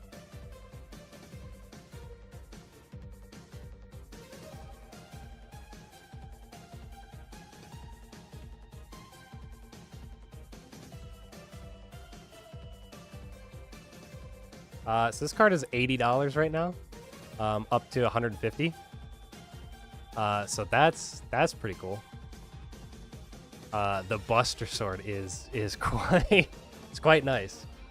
Given this whole booster box was like $200. This guy's probably the biggest pull we've gotten so far. Equipped creature gets +3/+2. Whenever equipped creature deals combat damage to a player, you draw a card. Then you may cast a spell from your hand with mana value less than or equal to that damage that you dealt without paying its mana cost. That is not only a good card, the art is sick as hell. That is by and far the best pull that we've gotten. And it goes in the final white sleeve that I have before I have to go to the red. But yeah, this guy's crazy. I saw the word Buster, and that's why I flipped it over. I'm like, this is probably gonna be a sick one. I didn't want to reveal it early. Dang. Yeah, put him on Vincent, bro. Put this on Vincent with lifesteal. Actually, probably want to throw it on a flying creature, so that you almost guarantee get to hit unless you're fighting other flying. Or actually, wait, it says combat damage to another player. Does Vincent have trample? Because if you have trample on a card, then this thing kind of goes nuts. We're gonna put him over Prompto there. Actually, I'm gonna switch some of these. We're gonna put Arden over there with a Buster Sword right here. People can see it. Got another Fang Hollowed. When he transforms, he's got it. Okay. Yeah, Vincent with Lifesteal, Trample, and the Buster Sword would go pretty crazy. Get the Fang Hollow. We looked at him a little bit earlier. We get the Hollow Robin Ostry. And a Signed Cloud to go with the Buster Sword. Hell yeah. That right there, that was the pack. Got a lot of legendaries in it. Some hollows. The signed art, which I don't think these go for anything if I'm being real, but like maybe as a set they do. I kind of want to be able to get like all of the set from like a specific game. Like if you could get all of them from like Final Fantasy VII and then get all the voice actors or something like that to sign them, it'd be kind of cool. When they do the new third game of the remake series. I usually go to a convention where they show up. All downhill. It's not all downhill from here, Muriel. Come on, you gotta believe. You gotta believe that we're gonna get like the Neon Chocobo, the $1,000 card. I mean, I think Buster Sword is one of the best cards that you can pull. On top, outside of like the Chocobo, maybe like the Y'shtola, I imagine, is probably worth a lot just because people like her. I'm sure Emmett Selk's probably pretty good up there as a full art. Sephiroth, I know, worth like $100 at the moment. Anyway, the Baalam, T-Rexasaur, we got the Dragoon's Wyvern, Cloudbound Moogle, Suplex, Nabuzu Trader, we've all seen these. Got another legendary in that of the Lunatic Pandora, the card that I really don't like that much, but it exists. Laughing Mad. We got the Strawl full art, an artifact vehicle. Whenever this vehicle attacks or blocks, you may draw a card. If you do, discard a card. Cruise 1, so you can crew it to make it a little stronger. Little guy on it. I think it's alright. Comes from 12, Final Fantasy 12. Probably not like crazy. I mean, it is a 2/2, or sorry, 2 energy, or 2 mana or whatever to throw. So probably has some decent usage. Being at full art, I'll put it over Arduin on the side. Dark Knight Greatsword we've seen. We got another Froggy Boy, Q Gourmet. And a Rufus Shinra as well. Attacking with him gives you the Dark Star guy, little doggo. Clive's Hideaway. Hideaway is interesting. You hide away 4, which means that when it enters, you look at the top 4 cards of your library, exile 1 face down, and then you put the rest on the bottom of your deck in a random order. And then that card's exiled, but you can technically, whenever you want, pay 2 and tap this to play the exiled card without paying its mana cost, without paying its mana cost if you control 4 more legendary creatures. So out of the 4 that you get, you can give yourself a crazy high value card that has like a lot of mana that was required, and then just use it whenever, as long as you have 4 legendary creatures out.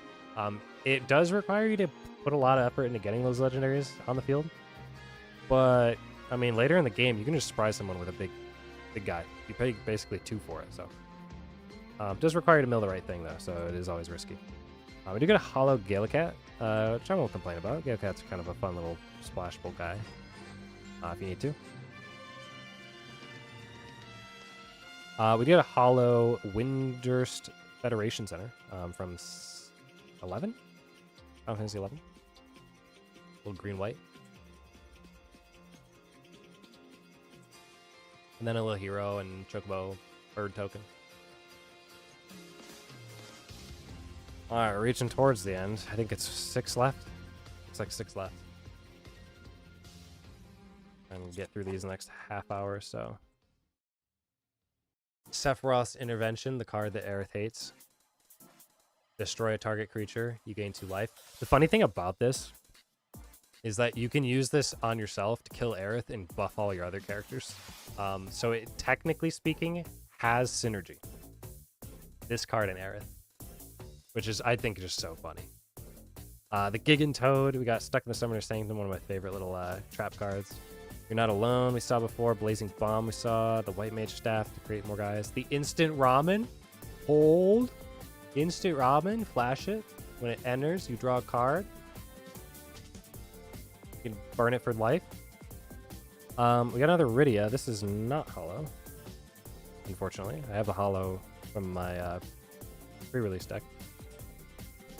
But I do like Rydia. Now I have 3 of her, I believe. Another Zac Fair card that I don't really know how he's going to be utilized, but he may have a specific strategy in mind. But he is Zac. I mean, Zac's cool. We got ourselves another Summon Esper Ramu. Legendary after legendary after legendary. Well, this is just a Saga. And then the legendary is Garland, which we know transforms into Chaos. Spoilers for the game.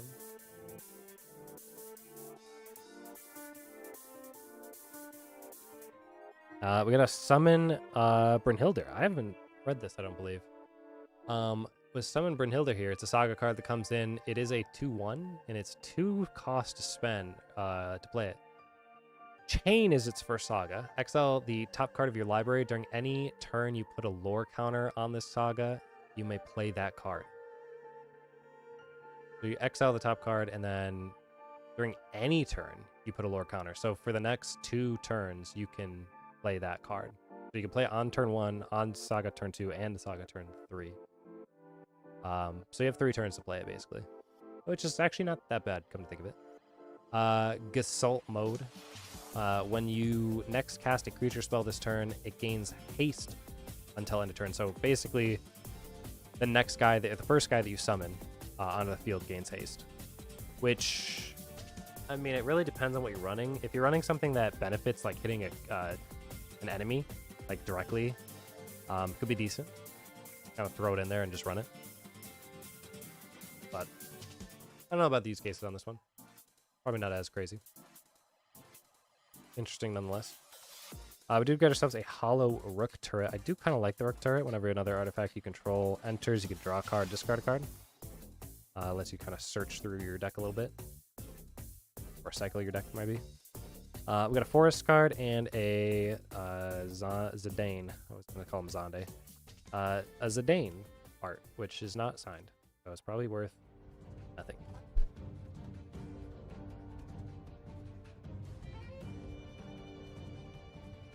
Should be at 1, 2, 3, 4, 5. 5 more.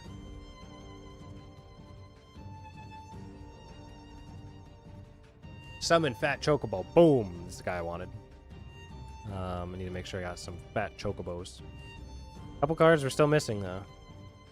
Getting tight. We're going to need them. Because I want them. Sage Newlith's Weapons Vendor, Haste Magic, we've already looked at. Heck Dies, Syncopate. Promise Fulfilled with the art from 8.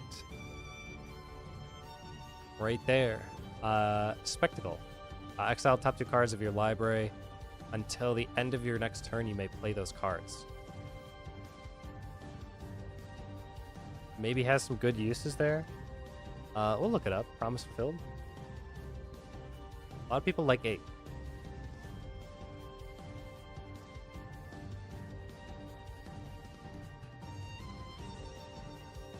It is worth between $1 and $5. Not really worth that much.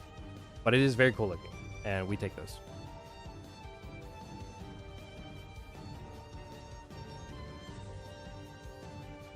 Speaking of 8, right back to back we get Renoa.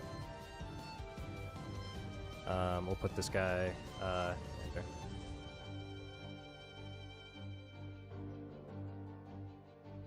We get ourselves a Renoa Heartily. She has that ability to create the dog. And whenever she attacks, she can give creatures some +1/+1. Not too bad. Stolen Uniform. I don't know if we've seen this one, but as an instant, you can choose a target creature you control and target equipment. You gain control of the equipment until the end of turn, attached to the chosen creature. When you lose control of that equipment this turn, it goes back to the attached creature you control, blah, blah, blah, blah, blah. You cannot attach it. So the thing about Stolen Uniform, I believe how you're intended to use it, is you choose yourself, and then you choose your opponent's weapon, their equipment. You steal the equipment off their creature, give it to your own, and then you attack with it for that turn. So you're kind of buffing yourself and nerfing their characters for a turn. Which could have some good uses, but it requires them to be running equipment, of course, to make good use of it. Cloud of Darkness comes in. I think we've seen this guy before. But if we haven't talked about it, it is the flying 3/3, costs 5 mana to enter. To black and green. And when Cloud of Darkness enters, target creature an opponent controls. And they get -X/-X until the end of turn, where X is the number of permanent cards in your graveyard. So the more you have in your graveyard, the stronger this thing becomes, dropping in and blowing up a creature, basically. The side quest Hunt the Mark. Another little side quest guy, an enchantment you throw out there, and when this enchantment enters, you destroy up to 1 target creature. You can just blow something up on the field, which is always really good. And then at the beginning of your end step, if a creature died under an opponent's control this turn, you create a treasure token. You control 3 or more treasures, transform this enchantment. So at the beginning of your end step, if a creature died under your opponent's control this turn, which would mean yes, because you could blow it up immediately, you can get a treasure. On the next turn, you can keep going and blow up more guys, blow up more guys, blow up more guys. Or you just might make treasures different way, because all you need is 3 treasures. You get to transform it into Yizamat, Ultimate Mark from 12. A legendary dragon of 5/6. Sacrifice another creature or artifact. Yizamama gains indestructible until the end of the turn when you tap it. So basically, he can just say, oh, he sits on the board. If you sacrifice something, he gains indestructible until the end of the turn. You can tap it, blow up stuff, all that, whatever. Probably has some good use cases. Do I know what they are? Not as well. This is one of those towns that have a adventure on it. So you can play it for land, basically, but it comes in tapped.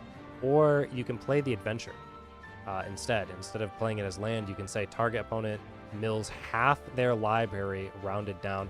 I just read this for the first time. What? Half their deck just goes to their graveyard? Excuse me?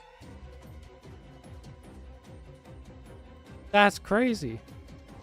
Imagine you're playing Commander, you just dump all the cards in there.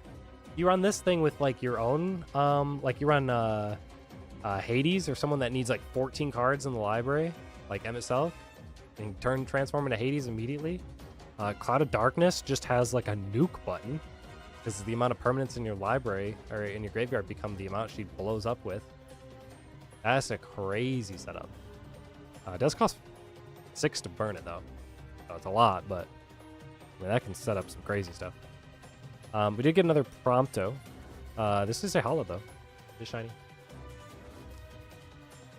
Get haste, comes in selfie shot. Whenever you cast a non-creature spell with at least 4 mana, you can create a treasure token, so more treasure. I love more treasures. Gagana, Reactor Town from 7. From Rebirth, I believe, is in. You end up visiting that. Pretty cool. And then the Hero Bird. Okay.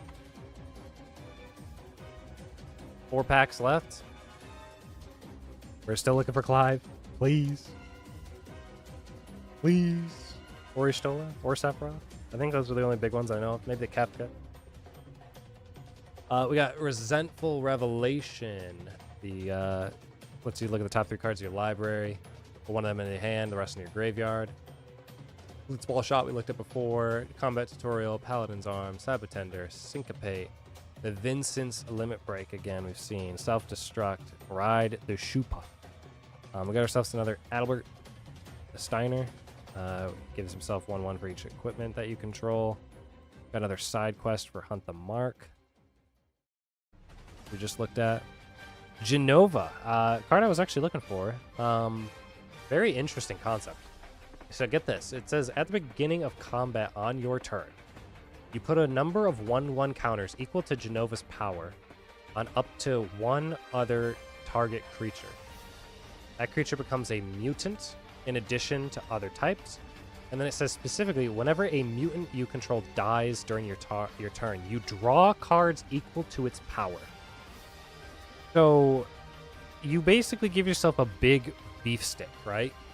The 1/1 counters equal to Genova's power, which is only 1, is not a lot. If you give Genova a weapon, then she can have like +3 if she has the Buster Sword, right? And then that becomes a +4 that gets added to any other creature. They become a mutant. Whenever they die, you're drawing cards equal to that +4 plus whatever. You could end up drawing like 10 cards a turn, which is a lot. If you're cycling your deck, because you always discard at the end of your turn, it's a great way to dump things into your graveyard, because you get to choose what gets to throw in your graveyard if you're over 7 at the end of your turn. So you could stack your graveyard pretty well. I think that'll be quite useful on some of those graveyard-specific decks. Cornered by Black Mage. We talked about this guy before, that you force your opponent to give up a creature they control, and then you gain some Black Wizards. Not a bad bet. It's also hollow. Kind of hard to tell, but it is shiny. Gangana reactor time we just saw again. Hero and Elemental token as well. Good card, but nothing super crazy. Got 3 left. Be able to burn through. Of course, I open it the worst way possible. I'm going from the other side. There we go. Good enough. Come on. Why did this one have to break so awkwardly? Well, we can save it. There we go. Airship Crash. We've seen this guy before. Retrieve the Esper, Fate of the Suncrest, Red Mage Rapier, Black Mage Rod, Adventurer's Airship, White Auracite. You enter, you can exile a target non-land permanent that the opponent controls, and then it comes back whenever this thing leaves the battlefield. Lionheart we saw as well. Another Rufus Shinra in the flesh. Got a number of him already. We have Unexpected Request. As a sorcery, you gain control of a target creature until the end of turn. Untap that creature. Gains haste until the end of turn. You may attach an equipment you control to that creature, and if you do, you unattach it before it goes back. Great way to steal something for 3. Probably pretty decent, I would imagine. We get Auron's Inspiration, and then the Final Fantasy card, a Realm Reborn, in a borderless sort of pseudo full art. Other permanents you control have tap or add 1 mana of any color. So it unfortunately doesn't work for tokens, but you can make it so if you have like 4 permanents on the field and you're not going to attack on that turn, you can tap them for color if you don't need them as like a blocker. I can't see this being used. I don't know how you'd spend 6 to do this unless you're trying to do something crazy for mana fixing. Like if you wanted to run a full green deck and then be able to say tap 5 guys and have 1 of every color or something like that, like something weird. I'm gonna look it up. I bet you this thing's like just 99 cents. This card's kind of goofy. Tokens count for that? Because this is other permanents. Is tokens a permanent? Because if so, actually, then tokens would be great, actually. Because you can create a bunch of those.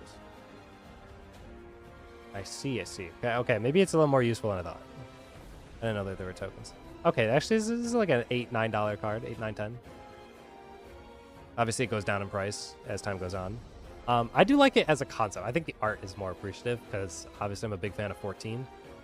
So having the card that's literally a Realm Reborn, very cool. Put that over the Stroll. Yeah, in a token deck, maybe that does get a little more value. You're probably running... You could run it in green and red or green and white, maybe. Tokens usually come from there. We got the Iron Giant again. He's just a hollow. It's really hard to tell what he looks like, but I think that's part of the allure. Mountain, and a... I totally know this guy. This is Brox's Final Aeon. Don't know who that is, but I'm pretty sure he's a summon of some kind. Cool looking.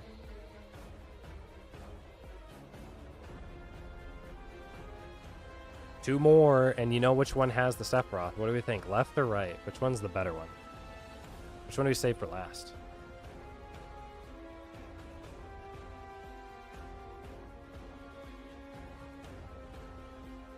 Left is better. All right, we'll save left. We'll do right.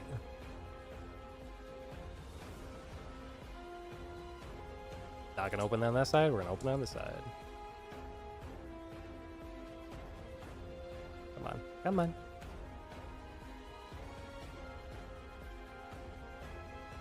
Something addicting about opening these. Heck dies. We've seen him before. We got the Summon Fat Chocobo. I'm going to sleeve.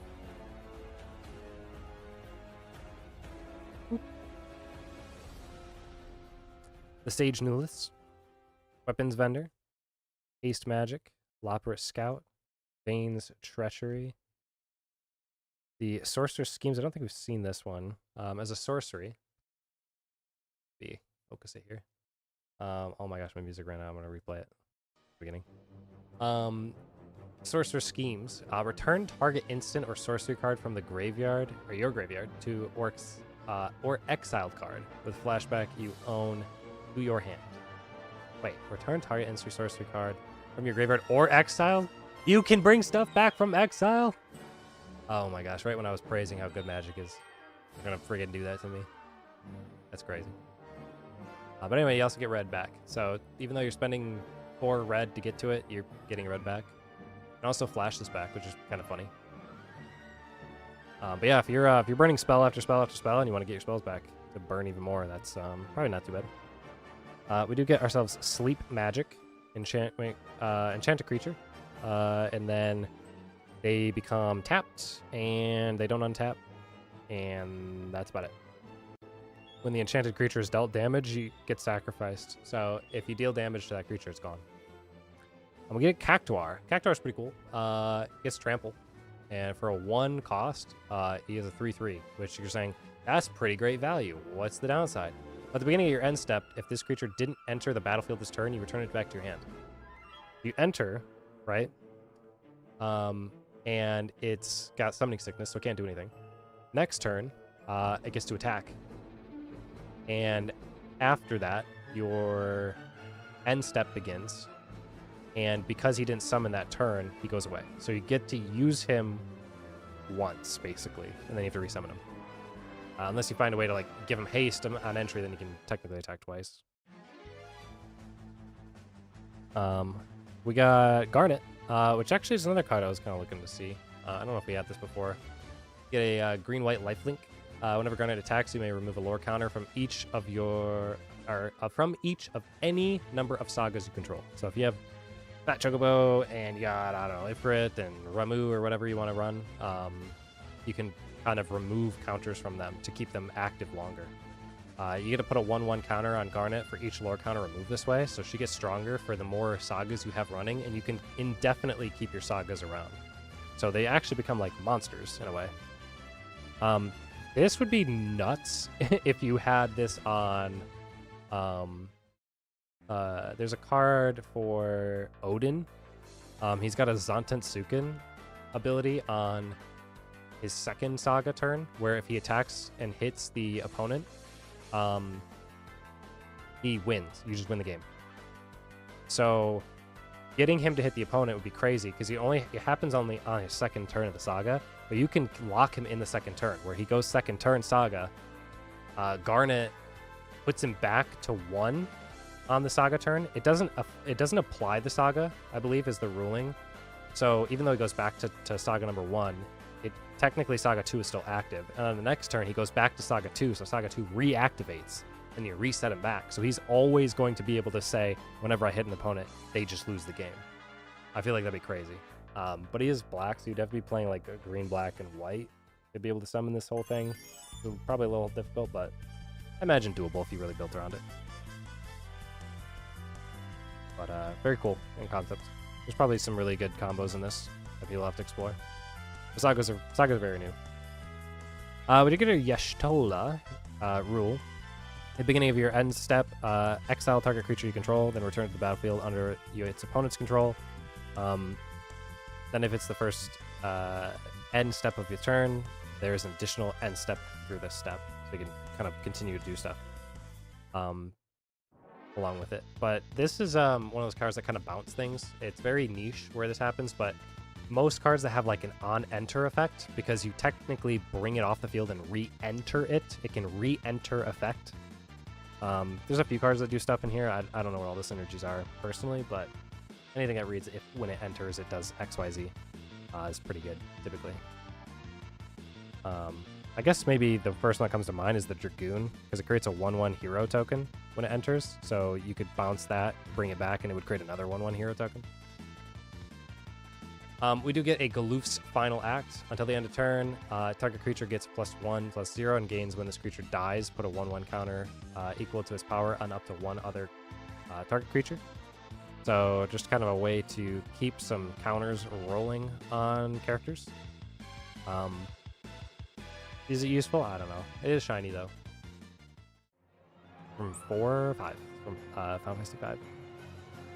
Got our planes and our hero token, so nothing too crazy there. But we knew that going into it because this is our final pack and this is our big boy.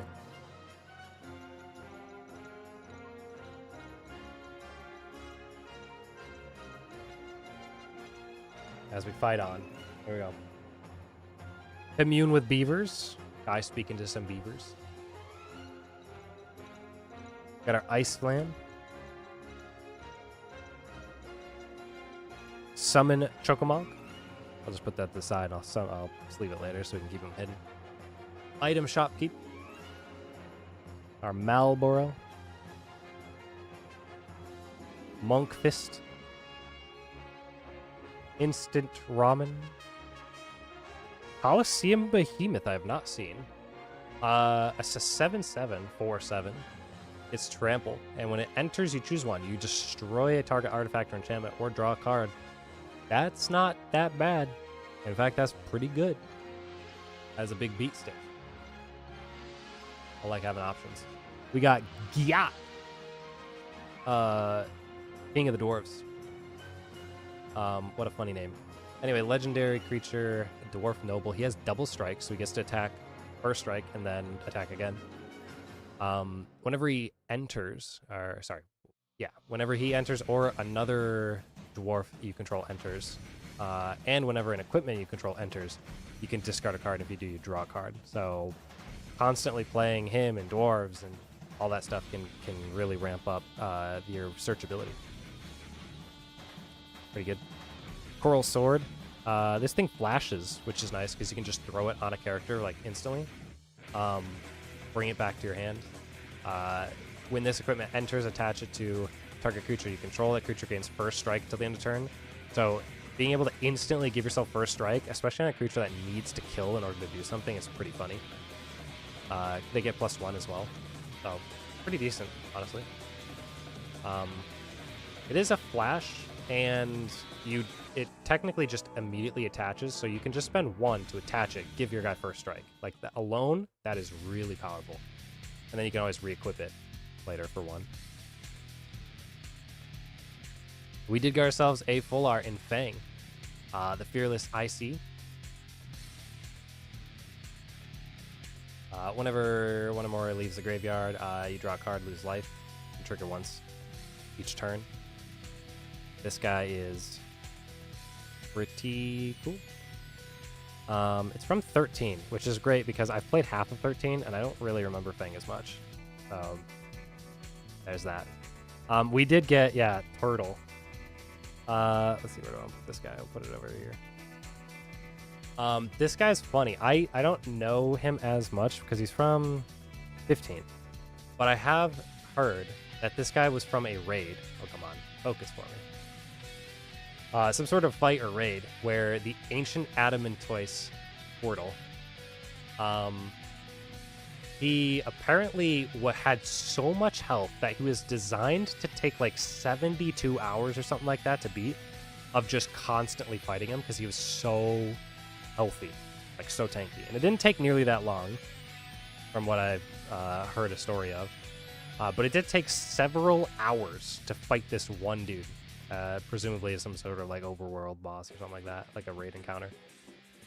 This guy costs 8 to enter. He has Vigilance and Ward for the 3 there. Damage isn't removed from this creature during cleanup steps. So he's an 820 if you haven't noticed. He doesn't get healed, but he has a bajillion of his defense there. All damage that would be dealt to you and other permanents you control is dealt to this creature instead, so he tanks for your entire team. When this creature dies, you exile it and create 10 tapped treasure tokens. Yeah, there's a lot of guys that like treasure, if you haven't caught on to that. If you can somehow get this guy summoned in early, this is a crazy card. Yeah, Eris Rescue mission at the back here. Our land is the Gone Town of Ruin. And our final is a little bird wizard token. Oh, Eris Rescue mission is hollow.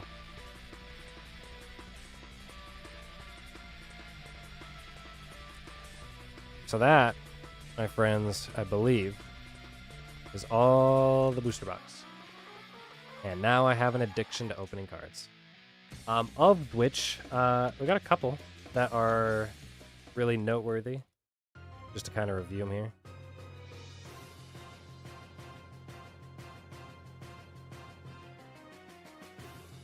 But some stuff we pulled yesterday, some stuff we pulled today. Benedicta Armin in a full art. Xena Sailgalvis from the first day. One of my favorite guys. I'm really glad we got him. We got the Promise Fulfilled. Please focus. Please focus. There we go. Good enough. Promise Fulfilled from 8. Excalibur 2. We got the Kefka, the cheaper Kefka, the red one. We got the Prompto Argentum. We got Vaughn, Aspiring Sky Pirate. Summon Anima. The Buster Sword. The biggest probably pull, for sure. Battle at the Big Ridge. Vayne. Karuta Solidar. The Golbez, Clad in Darkness. Memories of Nibelheim. Yuffie. Got the Fang, Fearless, I see. The Moogle's Valor. The Imperial City of Arcades. Search for the Frozen Esper. A Realm Reborn. The Strawl. Arden the Usurper. And Omega Heartless Evolution. Outside of all those are all these. Oh, actually, I have a few more. I have, well, these are all the cards that are legendary or hollow in some way, shape, or form, or the saga summons. Plus a few of the art cards as well. There's a lot of them. And then I did have a few more. These are all my little junky guys. The extras. Non-legendaries. Still useful in deck construction, whatever. I did not sleeve these guys yet.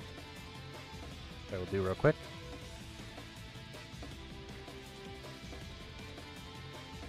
And then I should have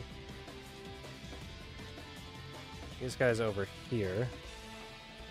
Because we did have our summon stamped, just to recap this guy, the stamped from the pre-release event. The Fire Crystal with the 2025 on there.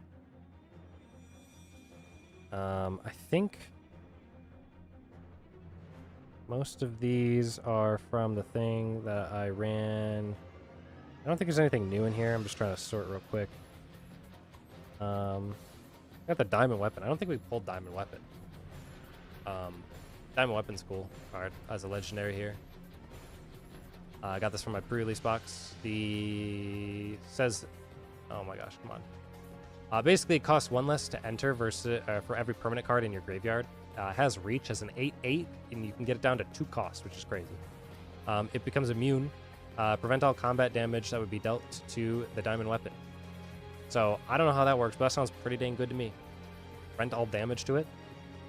Yeah, I'll take that. We did get our Hollow Summit Fat Chocobo in there. What else was in here? I think most of these other guys we've seen.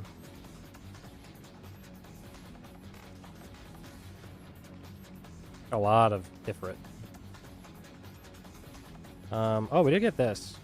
I don't know if we got this in the other set, but Jill, Shiva's Dominant from 16. When Jill enters, you return up to 1 other target non-land permanent to the owner's hand. You can exile Jill and return to the battlefield as tapped, or not tapped, as transformed, which she transforms into, obviously, Shiva, the Warden of Ice. Target creature cannot be blocked this turn. Can't be blocked this turn. So you can give yourself a pretty easy win condition with, giving yourself unblockable on a very specific card, like, I don't know, the Zantetsuken wielding Odin, which I still need to pull. We got Cold Snap, tap all lands your opponent controls, exile Shiva, and return it to the battlefield eventually. So kind of a weird, setup there, but I think as a general sense, this card's pretty good. Especially for 3, to be able to bring it onto the field. And then you just kind of spend it later. She's quite good. We got the Lunar Whale. I don't know if that was in the other packs we pulled, but you get to look at the top card of your library at any time as long as it's on the battlefield. And then as long as the Lunar Whale has attacked this turn, or has attacked this turn, you can play the top card from your library. So you kind of increase your hand size in a way, which is really funny. Most of these other guys I think we've seen. We got an instant adventure here with Lindblum. Create a Black Wizard, which is just, that's it. Create it. Most of these are all their little weird stuff. And then, as I mentioned before, mentioned all these cards, I think. This is part of my main deck. Got the Rydia. I don't know if I talked about it, but the Wandering Minstrel we did pull in the pre-release set. Lands you control enter untapped at the beginning of combat. On your turn, if you control 5 or more towns, you create a 2/2 elemental creature. That's all colors. You just constantly get an extra token on the field. And then if you can spend the big blow-up button, the 3 colorless and all the colors, so 8 in total, other creatures you control get XX added until the end of turn, where X is the number of towns you control. If you're running a town deck and building a bunch of towns out, you get to run this. I did get to pull this off in a tournament, and it was really funny because we ran out of time as it happened, but technically I did it. I only had 3 towns up at the time, but I was going to get 4th on my next turn, so it was like all of my 5 characters were getting like +3/+3, and then +4/+4 every single turn if I wanted to, which is crazy. Sandworm's really good for bouncing back a land and replaying it so you can trigger landfall again. Most of these other ones I think you've seen. I still like Saz's Chocobo. He's one of my favorites. You just play him for 1 and then gets 1/1 counter every time you drop land. He just gets really out of hand if you don't stop him. I think that's most of them. Here's the Vincent Valentine, Muriel's favorite card. Whenever a creature an opponent controls dies, you put a 1/1 counter on Vincent Valentine equal to that creature's power. And then whenever Vincent Valentine attacks, you can transform it. Becomes the Galleon Beast. Trample and Lifelink is always nuts. When he dies, he returns the battlefield tapped, front face up. So you just chuck him at the enemy, no matter what, doesn't matter, because if he dies, guess what? He comes back as Vincent. So dude never dies. Really hard to kill. Probably a really cool commander. We did get the full art. This is the guy I was searching for. Arden, legendary demon rogue with death touch. Boast gets you to search your deck for a card, put it on top. Also a pretty good guy. I think that's mostly it. I think outside of that, we've seen everything else. We've mentioned Vanadil Adventures, which I will put back in. Cloud of Darkness, Lock and Coal. I think we've seen all these guys. Baron Rivalry is another full art that we had. I showed this surf earlier. So, anyway, that should be it. Not too bad for the box. I'm really happy with it, I think. And the problem is that I might be addicted and might do more later. So if I do, maybe I'll stream it. Just I know people like to live through the eyes of someone else doing gacha, so that they don't have to do it themselves. So maybe that'll happen in the future. I got a local place that's got a lot of stock, so we'll see how that plays out. Maybe I'll wait for prices to come down, or maybe I'll just get gutsy and try and throw stuff in. But I do plan on probably keeping all this. I don't really think I'm selling much of any of it. It's kind of fun to own them all around. But that's a wrap for that. I also got stickers. Not that they're important, but I do have them from my event. That'll be it. GG's. Maybe we'll do, I don't know, more Magic-based Final Fantasy stuff later. Other than that, thanks guys for hanging out and checking it out. I might stream some other stuff later with Final Fantasy at some point, but more or less right now, the general sense of it is that raiding is kind of done for Prague in the Savage tier in 14, as well as like I'm getting to the parsing stuff right now, which is not really great content to stream and watch. Kind of holding off on that. Doing a lot of other side stuff at the moment. I have a couple things from like music that I've done in the past that I've technically have written and done, but haven't really gotten around to playing and finalizing it and mastering the audio and all that. But maybe I'll do that at some point. But I kind of like the one-off stream stuff. We'll see. Anyway, have a good night, guys.